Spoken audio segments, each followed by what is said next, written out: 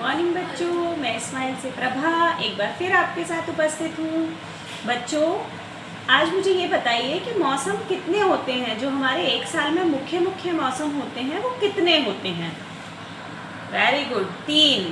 कौन कौन से? गर्मी, सर्दी और बरसात। तो बच्चों, अभी कौन सा मौसम चल रहा है? गर्मी का। और इसके बाद बारिश का और उसके बाद सर्दी का। ये 3 मौसम एक साल में हमारे प्रमुख मौसम होते हैं। अच्छा बच्चों, अब मुझे ये बताओ, आपको सबसे अच्छा मौसम कौन सा लगता है? बारिश का? Very good. क्यों लगता है बारिश का मौसम आपको सबसे अच्छा? अच्छा, क्योंकि उसमें आप बारिश के पानी में कागज की नाव बना के तैराते हो, है ना?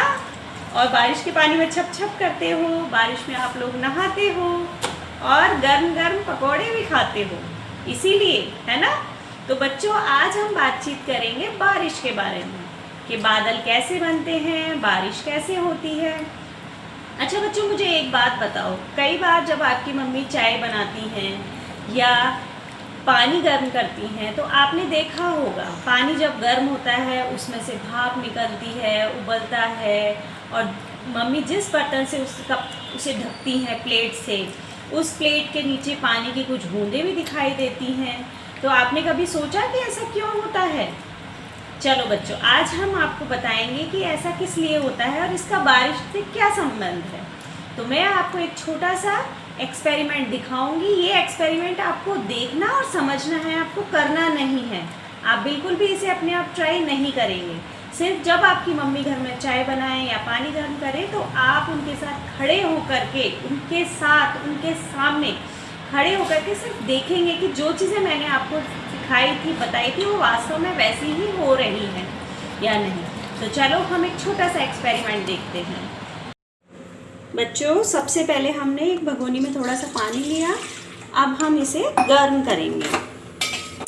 गैस ऑन की, अब हम इसे गर्म करेंगे।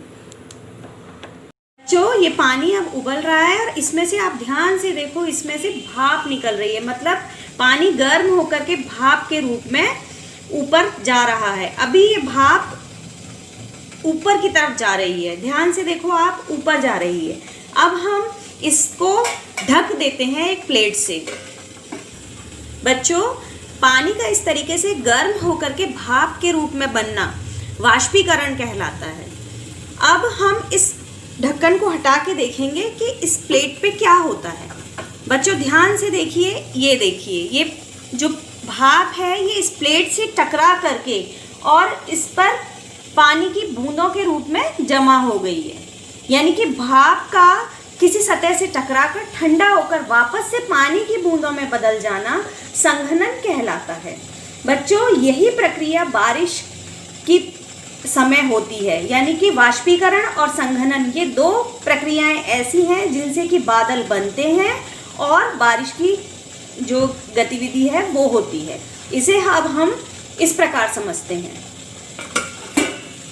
बच्चों, तो हमने अभी इस प्रयोग में देखा कि किस तरीके से पानी उबल करके भाप में बदला और भाप वापस ठंडी होकर पानी में बदल गई। तो बच्चों, बारिश की क्रिया में भी यही होता है। अब इसे हम इस चित्र से समझते हैं। बच्चों, ये हमारी पृथ्वी है। पृथ्वी पर एक तरफ पानी के स्रोत जैसे कि नदी, नाले, तालाब, समुद्र हैं, तो दूसरी तरफ पेड़ पौधे, वन, पर्वत, ये सभी हैं। और ये हमारा वायुमंडल है। बच्चों, जब सूरज की किरणें पृथ्वी पर उपस्थित पानी के जो स्रोत हैं जैसे कि नदी, नाले, तालाब और पेड़ पौधों पर जब सूरज की किरणें पड़ती हैं तो इनके अंदर उपस्थित पानी भाप बन करके ऊपर उठता है इस तरीके से। इसको हम कहते हैं वाष्पीकरण, जैसा कि अभी हमने प्रयोग में भी देखा था। ये भाप ऊपर उठ करके ठंडी होती है और छोटी छोटी पानी की बूंदों में बदल जाती है।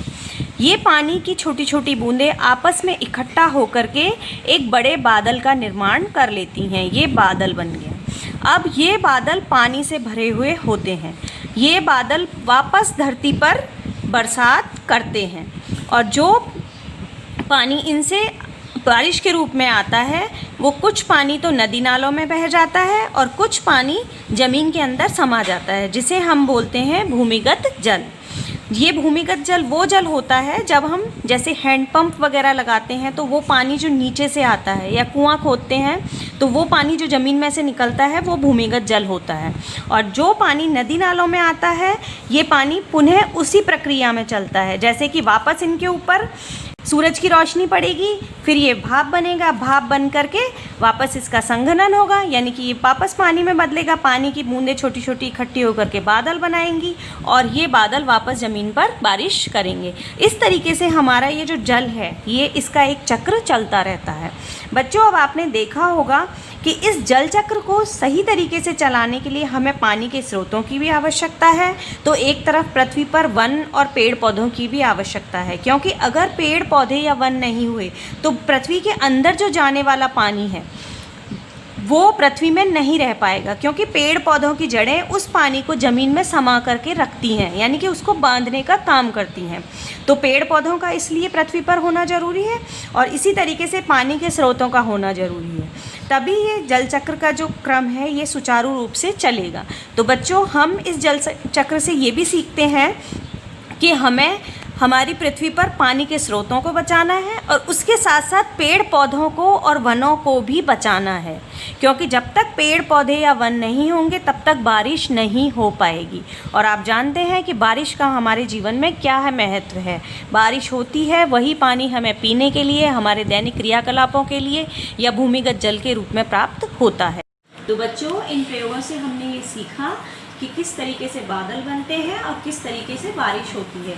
अब जो आपके मन में कुछ प्रश्न उठते थे, जैसे कि भाप कैसे बनती है और ये पानी वापस बूंदों के रूप में क्यों बदलता है, इसे क्या कहते हैं, इनका समाधान हो गया होगा। अब आप इन सब चीज़ों को समझें और एंजॉय करें। Thank you.